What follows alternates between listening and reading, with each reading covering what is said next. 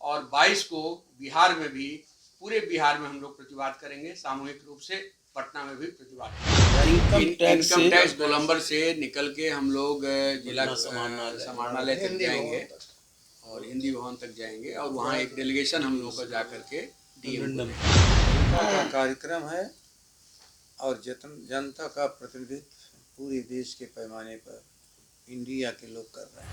India का सवाल यदि संसद में नहीं तो इंडिया का सवाल सड़क पर, सदन ही नहीं तो लोकतंत्र कैसे। इस प्रतिरोध मार्च को पूरे जिले के अंदर प्रतीकात्मक ही है, लेकिन एक सकारात्मक पहल है। उसी जन अदालत में काल उस बातों को ले जाने के लिए आज सभी साथियों ने तय किया। मांग लोगों की तो बस इतनी थी कि देश के प्रधानमंत्री, देश के गृह मंत्री संसद में आकर के इस बात को बताएं कि वो जो नौजवान प्रोटेस्टर्स थे वो कैसे आए, क्यों आए, उनके क्या सवाल थे। लेकिन प्रधानमंत्री और गृह मंत्री ने लोगों की बात सुनने के बजाय, सांसदों की आवाज सुनने के बजाय उन लोगों को संसद से बाहर करने का फैसला लिया। पटना में राजद कार्यालय में बिहार के तमाम महागठबंधन दलों के बड़े नेता जुटे, जिसमें राजद के प्रदेश अध्यक्ष जगदानंद सिंह की अध्यक्षता में जो बैठक हुई उसमें कांग्रेस के वरिष्ठ नेताओं के साथ ही साथ जदयू के प्रदेश अध्यक्ष उमेश सिंह कुशवाहा, भाकपा माले, सीपीएम सीपीआई के भी नेता जुटे।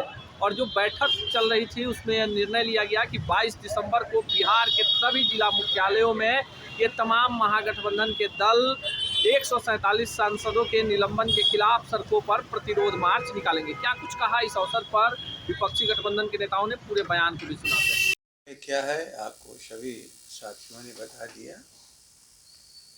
जनता का कार्यक्रम है और जनता का प्रतिनिधित्व पूरे देश के पैमाने पर इंडिया के लोग कर रहे हैं। इंडिया का सवाल यदि संसद में नहीं तो इंडिया का सवाल सड़क पर, एक स्वाभाविक क्रिया है।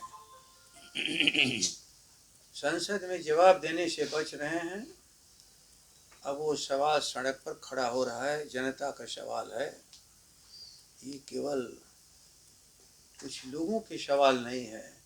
सदन ही नहीं तो लोकतंत्र कैसे। और सदन निर्जीव हो जाए, जहाँ एक पक्ष केवल रहे दूसरा पक्ष रहे ही नहीं। तो सदन की गरिमा बनाए रखने के लिए, भारत के लोकतंत्र को बचाने के लिए, भारत का संविधान अक्षुण्ण रहे, जनता की आवाज़ बन करके इंडिया के लोग कल इस प्रतिरोध मार्च को पूरे जिले के अंदर प्रतीकात्मक ही है, लेकिन एक सकारात्मक पहल है। शायद अब भी चेतना हुकूमत में नहीं आई तो बिहार संघर्ष की भूमि है, देश बिल्कुल उद्वेलित है। इसके फैसले जनता की अदालत में होगा और हम उसी जन अदालत में काल उस बातों को ले जाने के लिए आज सभी साथियों ने तय किया है। कहाँ से इनकम टैक्स स्टार्ट होगा। कार्यक्रम स्थल हाँ, पटना का कार्यस्थल इनकम टैक्स गोलंबर से निकल के हम लोग जिला समाहरणालय तक जाएंगे और हिंदी भवन तक जाएंगे और वहाँ एक डेलीगेशन हम लोग को जा करके डीएम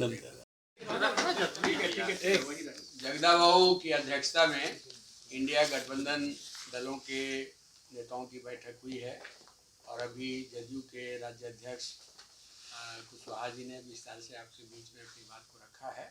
तो संपूर्ण देश में संविधान को हड़पने, संसद को निस्तेज करने और जनता की आवाज़ को कुचलने का जो खेल चल रहा है, उसकी अभिव्यक्ति 141 सांसदों के निलंबन में हुआ है। और मांग लोगों की तो बस इतनी थी कि देश के प्रधानमंत्री, देश के गृह मंत्री संसद में आकर के इस बात को बताएं कि वो जो नौजवान प्रोटेस्टर्स थे वो कैसे आए, क्यों आए, उनके क्या सवाल थे, उसके पीछे क्या कंस्पिरेसी है, सरकार इसका जवाब दे।